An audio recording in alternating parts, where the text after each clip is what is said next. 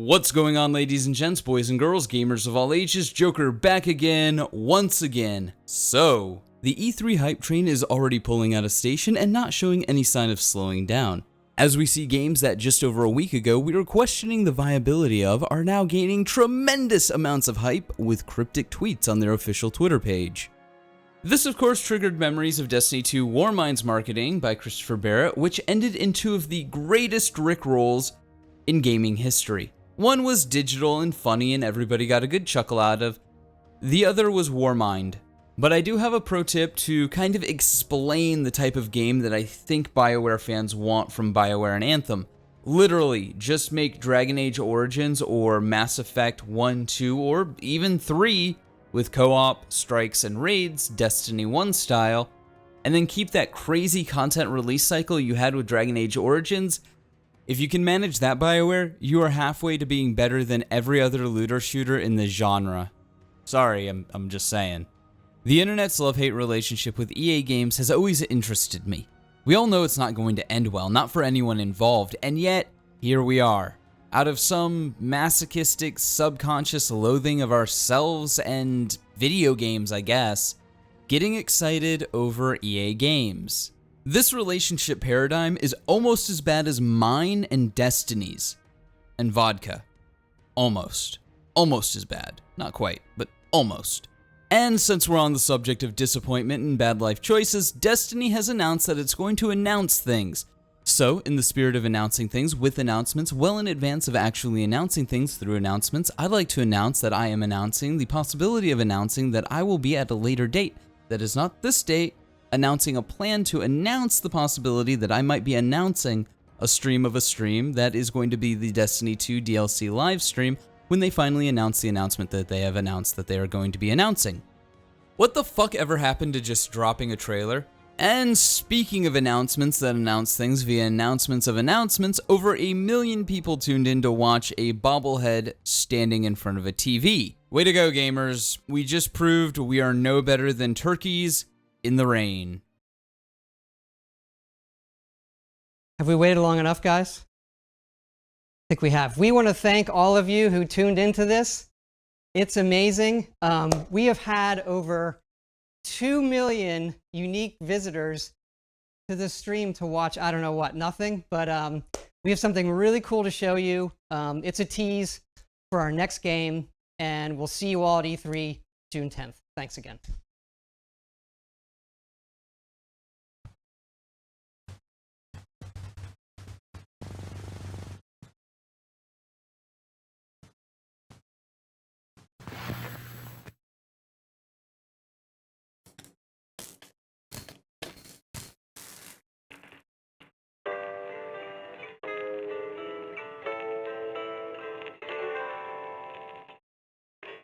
Almost heaven, West Virginia, Blue Ridge Mountains, Shenandoah River. Life is all there, older than the trees, younger than the mountains, blowing like the breeze. Country roads, take me But when the fighting is stopped and the fallout is settled, you must rebuild. I belong, West Virginia, Mountain Mama, take me home, country roads, take me home, country roads. In Vault 76, our future begins.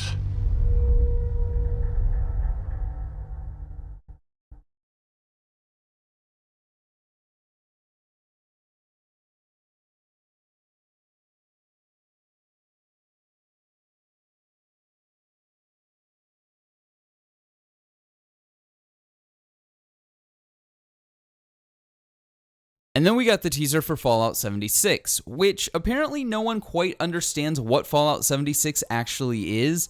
Some people are saying it's not a traditional Fallout, but it is a traditional Fallout, but not a traditional Fallout at the same time. But it's survival, but it's not survival, but it'll have quests and a story, but it's still survival, but it's not a mainline Fallout, but it's not a Fallout New Vegas style spin-off, but it's not a phone game, but hey, fuck explaining things. I think Bethesda has forgotten how to do so because they keep releasing Skyrim. And let's all be honest here, it's a Fallout game, it's being published by Bethesda, we've all already pre-ordered it. Am I right, or am I right? And realistically, when was the last time Bethesda disappointed anyone? And didn't make millions of dollars doing so, cough gag cough, moving forward. And since we need an obvious segue to the next topic of discussion, let's talk about another game that desperately needs a 10 to 20 minute gameplay demo before we actually understand what's going on. Pokemon Let's Go Pikachu and Eevee, which seems to be the Pokemon Go remake of Pokemon Yellow that nobody was asking for. I honestly don't understand this game. They clearly have everything here to make a really cool mainline Switch Pokemon Yellow remake, but instead of doing that, they said, hey, you know that phone game that was really popular for like 6 months a couple of years ago? You know, the one where the company in charge started gutting key features and punishing the player base for outsmarting the developer, and then gouging them for every fucking thing in the game? Yeah, let's go ahead and do that. But, let's go ahead and make it a video game of a mobile game. I thought the entire point of Pokemon Go was to, go outside. This is just Pokemon Go on your couch in Kanto. And here's what confuses me, among other things. So, the capturing feature seems to be entirely based off the Pokemon Go mechanics, but they clearly demonstrate battling in the teaser. So, how does leveling work? Is it the old mechanic of battling and grinding, or will it be the idiotic mechanic of Stardust from Pokemon Go? Like I said, at some point this likely sounded good on paper, but the more one thinks about it, the more I have to ask, why all the extra steps to play Pokemon? Why not just remake Pokemon Yellow? I mean, you basically did just that, and yet you decided to actually take out mechanics that are true and tested and really great for this type of game in favor of the Pokemon Go mechanics? At least it's got couch co-op. Not sure if that's actually a good or bad thing, but hey, it's something that 90% of the other games being announced will not have, so good on you, Pokemon? Let's see, what else? Oh yeah, another Ass Creed game, the This is Sparta edition, which, if this meme from IGN is correct, is the 13th Ass Creed title in the franchise to have some leakage. I'm starting to think that Ubisoft should just live stream the development of every Ass Creed game, because at this point, nothing makes it to the show floor without a little bit of leakage. And I shit you not, as I am writing this video, Anthem decides that it couldn't leave well enough alone and dropped a teaser.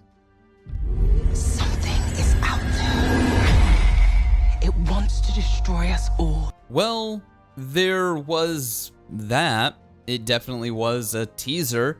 I've been thinking about it. If Anthem comes out and they show off character creation, they show off branching stories, they show off, all the stuff that makes BioWare games great games like Dragon Age Origins and Mass Effect 1, 2, and most of 3, and they add a layer of shared world to it with strikes and raids and community hubs, and I don't know, maybe some kind of PvP that's absolutely broken like Gears of War, and that's kind of the point, and they treat the PvP like Warframe treats its PvP, where it's like there, but it's not the main draw of the game. But it gives players the option to take their really cool gear that they grinded for and kill other thinking, living beings.